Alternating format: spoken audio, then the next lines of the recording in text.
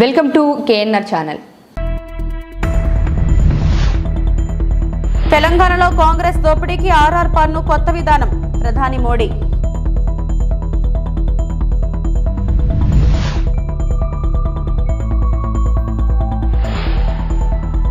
June 4న విశాఖలోని ముఖ్యమంత్రిగా ప్రమాణ స్వీకారం, డేట్ ఫిక్స్ చేసిన జగన్.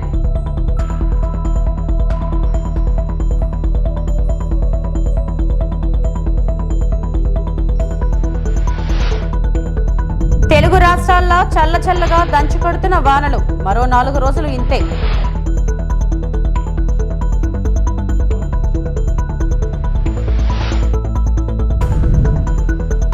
పెందుర్తి నియోజకవర్గాన్ని గత 5 ఏళ్లలో అభివృద్ధి పదంలో ముందుకు తీసుకువెళ్లాలని పెందుర్తి శాసనసభ్యుడు, పెందుర్తి అసెంబ్లీ నియోజకవర్గ వైఎస్ఆర్ పార్టీ అభ్యర్థి అన్నంరెడ్డి అదీప్ రాజు తెలియజేశారు. పెందుర్తి మండలం వేపగుంట గ్రామంలో అదీప్ రాజు ఎన్నికల ప్రచారం ఇంటింటా నిర్వహించారు. వార్డు ఎన్నికల ప్రచారం ఇన్ఛార్జి బీసేజీ ప్రసాద్ ఆధ్వర్యంలో ఈ ప్రచారం నిర్వహించారు. ఈ సందర్భంగా అదీప్ రాజు మాట్లాడుతూ రాష్ట్రంలోనే అభివృద్ధిలో పెందుర్తి నియోజకవర్గం పరుగులు పెట్టించాను అన్నారు. ప్రజా సంక్షేమానికి, అభివృద్ధికి తాను పెద్దపీట వేశాను అన్నారు. ప్రజలందరూ ఎన్నికల్లో తనను భారీ మెజారిటీతో గెలిపించాలని కోరారు.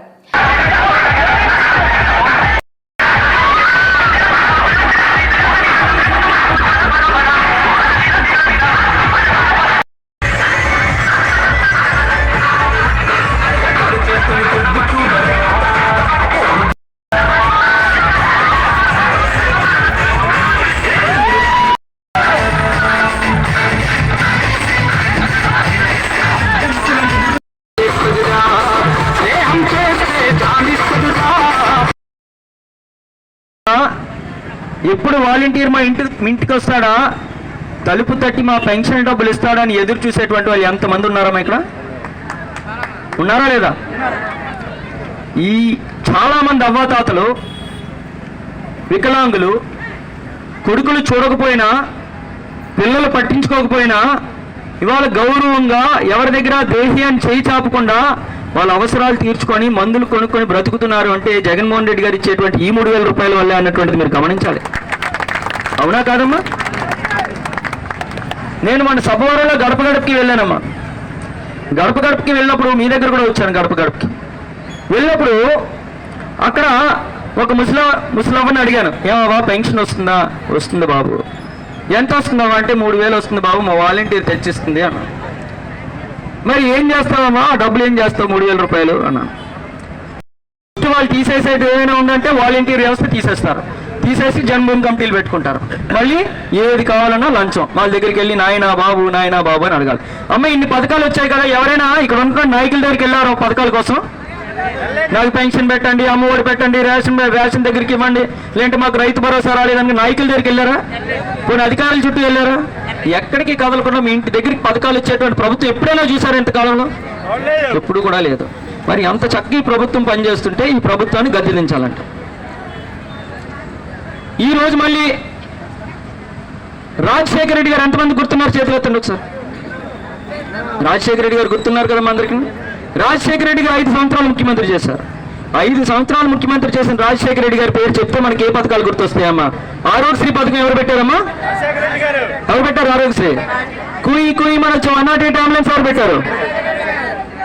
మీ డ్వాక్రా రుణాల మీద వడ్డీ, రూపాయి వడ్డీ ఉంటే పావుల వడ్డీ ఎవరు చేస్తారు? బడుగు బలహీన వర్గాల అభ్యున్నతి కూటమి ప్రభుత్వంతోనే సాధ్యమని టీడీపీ, జనసేన, బీజేపీ కూటమి ఉమ్మడి ఎమ్మెల్యే అభ్యర్థి కొణతాల రామకృష్ణ పేర్కొన్నారు. తన ఎన్నికల ప్రచార కార్యక్రమంలో భాగంగా మంగళవారం ఆయన కసింకోట, గవరపేట మధ్య వీధిలో ఏర్పాటు చేసిన ఆత్మీయ సమావేశంలో కొణతాలతో బీజేపీ ఎంపీ అభ్యర్థి సీఎం రమేష్ తనయుడు రిత్విక్, అనకాపల్లి తెలుగుదేశం పార్టీ పార్లమెంటు పరిశీలకులు దాడి రత్నాకర్, కూటమి నేతలు పాల్గొన్నారు. వేగి గోపి అధ్యక్షతన జరిగిన కార్యక్రమానికి ప్రజల నుంచి విశేష స్పందన లభించింది. ఇప్పటికే ప్రత్యర్థుల గుండెల్లో రైళ్లు పరిగెత్తిస్తున్న జనసేన ఈ సమావేశంతో కసింకోటలో జనసేన పాగా ఖాయమని నిరూపించారు. కాగా కార్యకర్తలు జై కొణతాల, జై జనసేన అంటూ నినాదాలు మధ్యసభ అట్టహాసంగా ప్రారంభమైంది. ఈ సమావేశంలో కొణతాల మాట్లాడుతూ నిత్యావసర వస్తువులు అధిక ధరలు, పన్నుల భారంతో ప్రజలు తీవ్ర ఇబ్బందులు పడుతున్నారని తెలిపారు. ఈ సమావేశంలో కొనతాల మాట్లాడుతూ నిత్యావసర వస్తువులు అధిక ధరలు, పన్నుల భారంతో ప్రజలు తీవ్ర ఇబ్బందులు పడుతున్నారని తెలిపారు. ఇటువంటి నియంతృత్వ వైసీపీ ప్రభుత్వానికి చరమగీతం పాడేందుకు ప్రజలు సిద్ధంగా ఉన్నారన్నారు. ఈ రాష్ట్రంలో వైసీపీ పాలనలో ప్రజల ఆస్తులను ల్యాండ్ టైటిల్ యాక్ట్ చట్టాన్ని తీసుకొచ్చి రక్షణ లేకుండా చేశారని తెలిపారు. కాగా రాష్ట్రం సుభిక్షంగా ఉండాలన్నా, ప్రజలకు మేలు జరగాలన్నా ఎన్డీఏ కూటమిని గెలిపించాలని కొనతాల ప్రజలకు విజ్ఞప్తి చేశారు. మీ గ్రామంలో ఏవైతే సమస్యలు ఉన్నాయో, మంచినీటి కుళాయిలు, శారదా నదిపై వంతెన, గవరపేటకు సంబంధించి ఒక కమ్యూనిటీ భవనం, ఇతరత్ర సమస్యల్ని కూడా కూటమి ప్రభుత్వం వచ్చిన వెంటనే కార్యరూపం దాల్చే విధంగా ప్రయత్నిస్తామని హామీ ఇచ్చారు. టీడీపీ, జనసేన, బీజేపీ కూటమి ప్రకటించిన ఎన్నికల మేనిఫెస్టోని ప్రజలకు వివరించారు. ఏపీ అభివృద్ధికి ఎన్డీఏ కూటమిని అధికారంలోకి తీసుకురావాలని ప్రజలను కోరారు. మే 13న జరగనున్న సార్వత్రిక ఎన్నికల్లో ప్రజలు విజ్ఞతతో ఆలోచించి తమ అమూల్యమైన 2 ఓట్లలో 1 ఓటును గాజు గ్లాసుపై గుర్తుపై వేసి ఎమ్మెల్యే అభ్యర్థిగా తనను, మరొకటి ఓటును కమలం పువ్వు గుర్తుపై వేసి ఎంపీ అభ్యర్థిగా సీఎం రమేష్ను అత్యధిక మెజారిటీతో గెలిపించాలని కొనతాల ప్రజలను వినమ్రపూర్వకంగా ఓటును అభ్యర్థించారు. వేగి పవన్ ఆధ్వర్యంలో సుమారు 45 మంది మహిళలు వైసీపీ నుంచి జనసేన పార్టీలోకి చేరి జనసేన కండువా కప్పుకున్నారు. వీరికి ఉమ్మడి కూటమి అభ్యర్థి కొనతాల రామకృష్ణ పార్టీ కండువా కప్పి పార్టీలోకి సాదరంగా ఆహ్వానించారు. ఈ కార్యక్రమంలో టీడీపీ, జనసేన, బీజేపీ పార్టీలకు చెందిన నాయకులు, కార్యకర్తలు, ప్రజలు పెద్ద సంఖ్యలో అభిమానులు పాల్గొన్నారు. ఎంపీ అవ్వచ్చు, మంత్రి పదవి రావచ్చు, కానీ మన వ్యక్తిత్వం కోల్పోతాం. బానిస బ్రతుకు బతకాలి, ఒక్క పని కూడా చేయలేం. ఈ పరిస్థితి వస్తుందో నాకు ముందే తెలుసు. ఇటువంటి వ్యక్తికి అధికారం వస్తే దోపిడీ తప్పితే రాష్ట్రం మన అమ్మ, మన చెల్లి, మన అక్కే కదా. ఒక అవకాశం చెప్పాలంటే ఎవరు చెప్పారు? మహావిష్ణువు ఏ వేషంలో వచ్చాడు? మోహిని వేషంలో వచ్చాడు. అంటే మోహినీదేవిగా చెప్పింది. అదే విధంగా ఒక భస్మాసురుడు చెప్పే విధంగా ఏ రకంగా అయితే మోహిని వేషం వేసుకొచ్చారో, ఒక కాళికామాత, ఒక నరకాసురుడు చెప్పడానికి కాళికామాత ఎట్లా వచ్చిందో, అట్లాగే ఇక్కడ ఉన్నటువంటి అక్క చెల్లెళ్ళు, అన్నదమ్ములు, ఈ అక్క చెల్లెళ్ళు, తల్లులు అందరూ కూడా ఒక దుర్గాదేవిగా, ఒక కాళికాదేవిగా మీరు అవతారతారు. మీరు తలుచుకుంటే ఏదైనా చేయగలుగుతారు. మీరు తలుచుకుంటేనే అవుతుంది. గతంలో ఏ రకంగా అయితే మోసపోయామో ఇప్పుడు మళ్ళీ ఆ రకంగా మోసపోకూడదు. ఎందుకంటే ఈ అక్క చెల్లెలంతా కూడా ఎవరికి ఓటేస్తారమ్మా? గ్లాస్ గుర్తుకు వేసేవారు ఎంతమంది చేతులెత్తండి. మా తండ్రిని చంపినటువంటి వ్యక్తులను ఇతను ఇంట్లో ఉన్నటువంటి వ్యక్తులే చంపారు. అటువంటి వ్యక్తులను ఇంట్లో రక్షిస్తా ఉన్నాడు. ఇతగాడు మాకు అన్యాయం చేస్తా ఉన్నాడు. అతగాడికి తెలుసు ఎవరు చెప్పారో అని స్వయంగా చెప్తా ఉంటాం అక్క చెల్లెళ్ళు. ఈ రోజు మనం ఎందుకు ఆలోచించాలి చెప్పండి? సొంత అక్క చెల్లెళ్ళకి న్యాయం చేయలేదు. ఆ షర్మిలమ్మ, నేను ఆ పార్టీలో ఉన్న 3200 కిలోమీటర్లు ఈ ముఖ్యమంత్రి జైల్లో ఉన్నప్పుడు నడిచింది రాష్ట్రం అంతా. ఇతను ముఖ్యమంత్రి సీట్లో కూర్చోబెట్టాక ఆ చెల్లమ్మని ఎక్కడ పంపించాడమ్మా? రోడ్డు మీద పెట్టాడు. ఎవరైనా అటువంటి పని చేస్తే చెల్లమ్మ వాళ్ళ అధికారంలోకి వచ్చి ఆ తల్లిని, చెల్లిని నడి రోడ్డు మీద పెట్టాడు. ఇటువంటి వ్యక్తి మనకు న్యాయం చేస్తాడా చెప్పండి? ఇటువంటి వ్యక్తి వల్ల మనకు న్యాయం జరగదు. ఇటువంటి వ్యక్తికి సరైనటువంటి బుద్ధి చెప్పాలి. ఇంట్లో స్వయంగా వాళ్ళ బాబాయినే హత్య చేసేటువంటి పరిస్థితులు ఉంటే ఈ రోజు సామాన్య ప్రజలకు న్యాయం జరుగుతుందో చెప్పండి? ఒక డాక్టర్ సుధాకర్ చూసాం మనం, ఒక దళిత డాక్టర్. ఆయన ఏం చేశారు? అన్యాయంగా అతను నడి రోడ్డు మీద పెట్టి కొట్టి ఆయన మానసిక రోగిగా మార్చి ఆయన చనిపోవడానికి కారణమయ్యారు. ఒక కార్ డ్రైవర్ చూసాం పక్క జిల్లాలో. ఆ కార్ డ్రైవర్ హతమార్చి సుబ్రహ్మణ్యం హతమార్చి తీసుకెళ్లి నడి రోడ్డు మీద వాళ్ళ ఇంటి ముందు పడేశారు. ఇలాంటివి వేల కొద్ది ఉన్నాయి కేసులు. ఇటువంటి పరిస్థితుల్లో, ఇటువంటి అరాచకాలు జరుగుతున్నప్పుడు, ఇటువంటి దోపిడీ జరుగుతున్నప్పుడు, ఇటువంటి కక్ష సాధకు చర్యలు జరుగుతున్నప్పుడు ఈ ప్రభుత్వాన్ని గద్దె తెచ్చాల్సినటువంటి అవసరం ఎంతైనా ఉంది. ఈ రోజు అంతేకాదు, మాకు అన్ని ఉన్నాయండి. మాకు అన్ని అన్ని వీధుల్లో కళ్యాణ మండపాలు ఉన్నాయి. ఒక గవర్నమెంట్కి కళ్యాణ మండపం లేదు. అది మీరు పుణ్యం పెట్టుకుని చేశారంటే అప్పుడు అడిగాను, మరి మీ అందరికీ ఉన్నాయన్నారు. మాకు అందరికీ ఉన్నాయని అక్కడే లేదు, అది బట్టి మీరు చేయాలి, ఏం చేస్తారో తెలియదు అన్నాడు. తప్పనిసరిగా ఇక్కడ మంచి కళ్యాణ మండపం నిర్మించే కార్యక్రమం చేస్తాం. ఆ గౌరీ పరమేశ్వరి ఆశీస్సులతో తప్పనిసరిగా గౌరీ పరమేశ్వరి దేవే మళ్ళీ ఆ కళ్యాణ మండపం నిర్మించే కార్యక్రమం చేస్తుందని తెలియపరుస్తూ ఈ అవకాశం ఇచ్చిన మీ అందరికీ కూడా మరొకసారి నా హృదయపూర్వక ధన్యవాదాలు. మళ్ళీ ఈ అక్క చెల్లెల్ని అన్నదమ్ముల్ని అందరిని కూడా కలిసేటువంటి అవకాశం మళ్ళీ పవన్ కళ్యాణ్ గారు ఇచ్చినందుకు వారికి నా హృదయపూర్వక అభినందనలు తెలియపరుస్తూ జై పవన్ కళ్యాణ్, జై పవన్ కళ్యాణ్, జై పవన్ కళ్యాణ్, జై చంద్రబాబు నాయుడు, జై చంద్రబాబు నాయుడు, జై మోడీ, జై మోడీ. ఇప్పుడు మీ అందరి ప్రీతమ శాసనసభ్యులు శ్రీ భూలోకమాంబ పోలమాంబ అమ్మవార్ల ఆశీస్సులు ప్రజలు అందరిపై ఉండాలని జాలారిపల్లిపాలెం గ్రామ పెద్ద కదిరి భూలోక అన్నారు. ఈ మేరకు అమ్మవారి జాతర గోడ పత్రికను 4 గ్రామాలు పెద్ద ఆధ్వర్యంలో న్యూ రిపోర్టర్ సిఐ దాలిబాబు ఆవిష్కరించారు. ఈ సందర్భంగా కదిరి భూలోక మాట్లాడుతూ జాలారిపల్లిపాలెం, చినపల్లిపాలెం, పెదపల్లిపాలెం గ్రామాల ఆరాధ్య దేవత భూలోకమాంబ పోలమాంబ అమ్మవార్ల జాతర అంగరంగ వైభవంగా జరుపుతున్నామని, 3 సంవత్సరాలకి జరగాల్సిన జాతర కొన్ని అనూహ్య కారణాల వల్ల 8 సంవత్సరాల తరువాత జరుపుకుంటున్నామని అన్నారు. అమ్మవార్లకి ఉదయం నుండే ప్రత్యేక పూజలు, హోమాలు, అర్చనలు వేద పండితుల నడుమ జరుగుతాయి అని, ప్రజలు పెద్ద ఎత్తున వచ్చే అవకాశం ఉన్నందున భక్తులకి ఎటువంటి అసౌకర్యం కలగకుండా అన్ని ఏర్పాట్లు పూర్తి చేశాము అన్నారు. ఈ కార్యక్రమంలో కదిరి గోలయ్య, చింతపల్లి అచ్చన్న, కాసారపు సత్తయ్య, ఎర్రబాల సత్తిబాబు, కదిరి అప్పన్న, కదిరి సత్తిబాబు, కుంటుముచ్చు దానయ్య, కదిరి ఆటో సత్తి, మోదు పైడయ్య, వాడుమోదుల పైడిరాజు, కుంటుముచ్చు నూకన్న మరియు తదితరులు పాల్గొన్నారు. జాలారిపల్లిపాలెం, పెదపల్లిపాలెం, చిన్నపల్లిపాలెం, రామకోవుల పెదపల్లిపాలెం మరి 4 గ్రామాల పండగ కార్యక్రమాలు, అమ్మవారి జాతర మహోత్సవాలు మరి రేపటి నుంచి 9వ తేదీ నుంచి 19 అనగా ఆదివారం భూలోకమాంబ జాతర. ఆ యొక్క జాతరలో రేలర ప్రోగ్రాం, అలాగే నేల డ్యాన్సులు, జాలరి డ్యాన్సు, కోలాటం, కాలికి డ్యాన్సు, సాముగరడి, తప్పిడిగుళ్ళు, సేవగరడీలతో ఊరేగింపు రంగరంగ వైభవంగా జరుగును. అలాగే 21 అనగా మంగళవారం శ్రీ పోలమాంబ పండగ జాతర మహోత్సవం జరుగును. ఆ యొక్క ఊరేగింపులో నేల డ్యాన్సులు, సానిమేళం, కోయి డ్యాన్సు, కోబ్రా డ్యాన్సు, అలాగే తీన్మార్, సాముగరడి, సేవగరడీలు, తప్పిడిగులతో, అలాగే స్టేజీ ప్రోగ్రాం, డ్యాన్స్ బై డ్యాన్సు, అలాగే గౌరీ ట్రూప్ విజయనగరం వారిసే బుర్రకథ ప్రోగ్రాంలు జరుగును. అలాగే ఈ యొక్క పరిసర ప్రాంతాల గ్రామ ప్రజలందరూ వచ్చి ఈ యొక్క పండుగలో పాల్గొని గంగవరం, జాలారిపల్లిపాలెం, పెదపల్లిపాలెం, చిన్నపల్లిపాలెం గ్రామ ప్రజలు అలాగే పరిసర ప్రాంత ప్రజలందరూ వచ్చి ఈ యొక్క పండుగలు చూసి ఆనందం చేస్తారని మరి కోరుచున్నాం.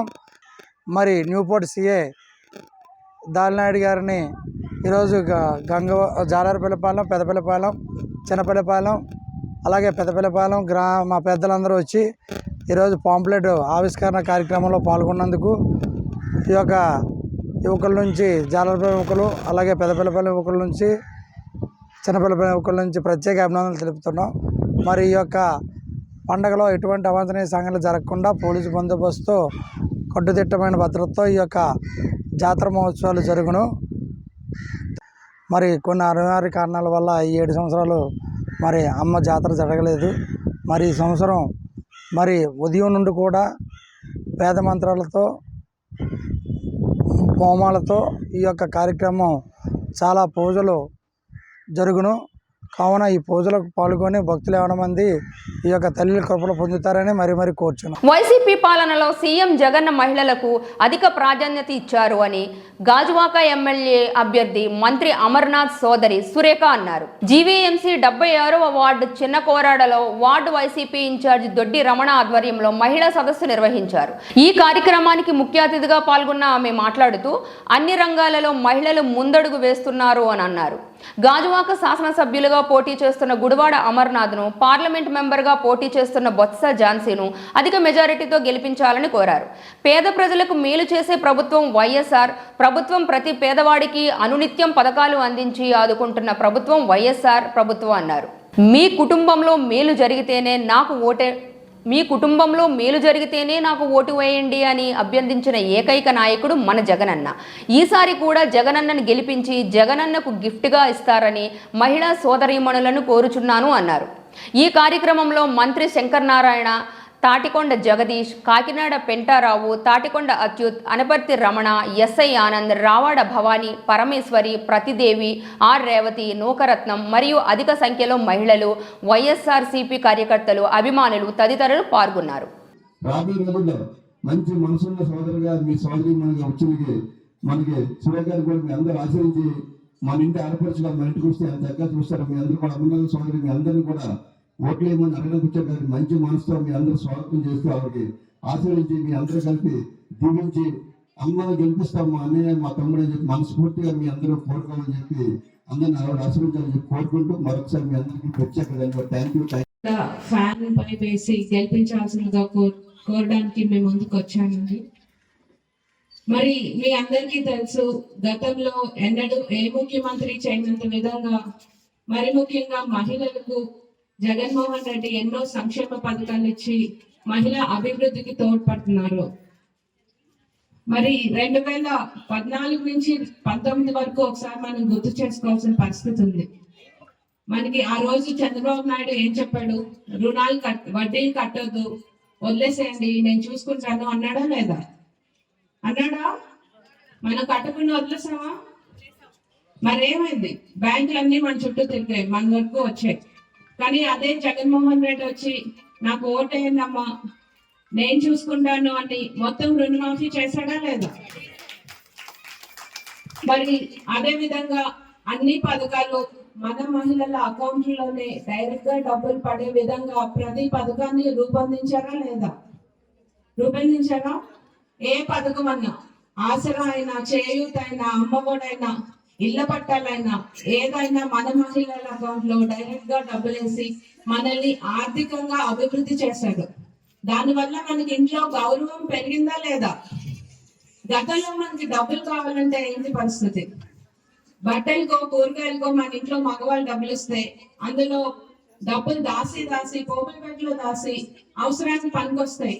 మళ్ళీ అడిగితే ఎవడు ఈయన, మనం అవసరానికి దాచుకునే పరిస్థితి. కానీ ఇప్పుడు జగన్మోహన్ రెడ్డి డబ్బులు వేసి మనకి ఇంట్లో గౌరవం పెంచి ఆర్థికంగా అభివృద్ధి చేసి ఇప్పుడు ఇంట్లో పరిస్థితి ఏంటి? డబ్బులు వేయగానే మన ఇంట్లో మగవాళ్ళు వస్తారు, మనం ఈ జగన్ డబ్బులు వేసాడు కదా అంటున్నారా లేదా? ప్రతి ఇంట్లోనే ఇదే. మరి ముఖ్యంగా మనం అడగలేదు. యాదవులకి ముఖ్యమంత్రి వైఎస్ జగన్మోహన్ రెడ్డి పునర్జన్మ ఇచ్చారని, యాదవులు ముఖ్యమంత్రికి జీవితాంతం రుణపడి ఉంటారని విశాఖ నగర మేయర్ గొలగాని హరివెంకట కుమారి తెలిపారు. అనకాపల్లి జిల్లా సబ్బవరం మండలంలోని గొటివాడ బిఎస్ఎన్ కళ్యాణ మండపంలో పెందుర్తి నియోజకవర్గ స్థాయి ఆత్మీయ సమావేశం బుధవారం ఉదయం నిర్వహించారు.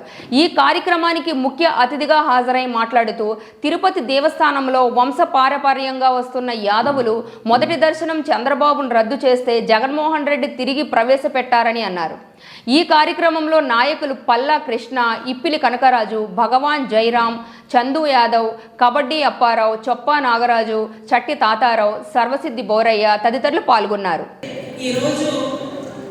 తిరుపతి దేవస్థానం సన్నిధి గొర్రెలు మన యాదవులు వెంకటేశ్వర స్వామి తలుపులు తెరిచే భాగ్యం మన యాదవులది. అటువంటి దాన్ని గత ప్రభుత్వం చంద్రబాబు నాయుడు గారి ప్రభుత్వంలో దాన్ని పక్కన పెట్టేశారు. దాన్ని ఈరోజు మన ముఖ్యమంత్రి శ్రీ వైఎస్ ఈరోజు సన్నిధి గొర్రెలకు అధిక ప్రాధాన్యత, ఎప్పటి నుంచో వచ్చిన సన్నిధి గొర్రెలకు జీవో ఇచ్చి శాశ్వత హక్కు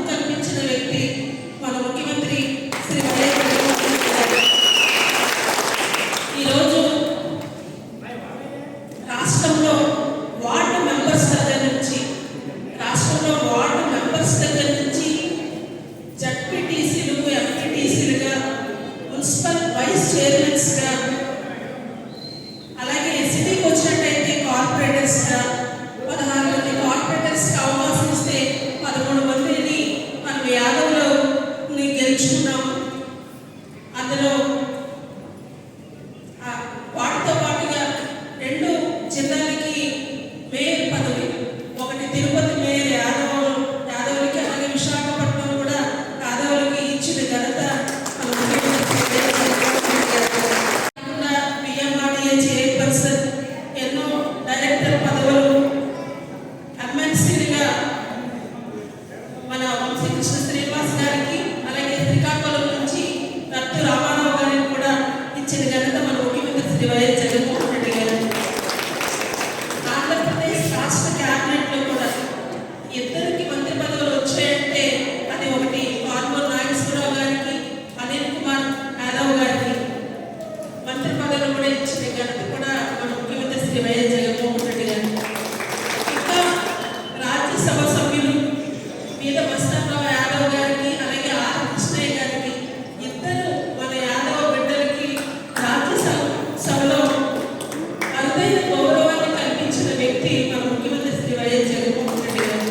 ప్రధానమంత్రి గారు వచ్చినప్పుడైనా, గవర్నర్ గారు వచ్చినప్పుడైనా ఫస్ట్ సిటిజన్ ఆఫ్ వైజాగ్, మొట్టమొదటి మహిళ మేయర్గా నేనే వెళ్ళి రిసీవ్ చేసుకునే మహాభాగ్యాన్ని ఈరోజు అరుదైన అవకాశాన్ని కల్పించిన వ్యక్తి మన ముఖ్యమంత్రి శ్రీ వైఎస్ జగన్మోహన్ రెడ్డి గారు. నాకు అంతటి అవకాశాలు కల్పించారు. మీ అందరికీ కూడా అంత అవకాశం కల్పించే విధంగా నాకు ఎంతైతే గౌరవం దక్కుతుందో నా సోదరులకి సోదరులకి కూడా అంతే గౌరవం దక్కుతుందని నేను ఈ వేదిక మీద సగర్వంగా కూడా తెలియజేస్తున్నాను. పెన్నుర్తి నియోజకవర్గానికి వచ్చినట్లయితే మనకి పెన్నుర్తి నియోజకవర్గంలో జీవీఎంసీ పరిధిలో సుమారు 200 కోట్లకు పైచులకు మనము అభివృద్ధి కార్యక్రమాలు ఇక్కడ జీవీఎంసీ పరిధిలో మనము అభివృద్ధి చేసాము. పార్క్ కానీ, పర్యాటక గ్రౌండ్స్ కానీ, ఇలాంటివన్నీ కూడా మనం అభివృద్ధి చేసాం. అంతేకాదు మన యాదవుల కోసం మన ముఖ్యమంత్రి శ్రీ వైఎస్ జగన్మోహన్ రెడ్డి గారు ఎండాడ హైవే ప్లేస్లో అరకులం సైట్, అంటే 20 కోట్ల పైన అటువంటి సైట్ని మనకిచ్చారు.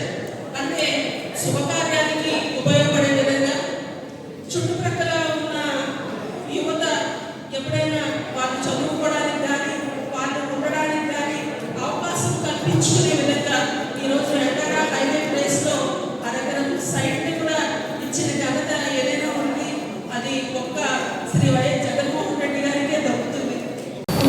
ఈ వార్తలు ఇంతటితో సమాప్తం.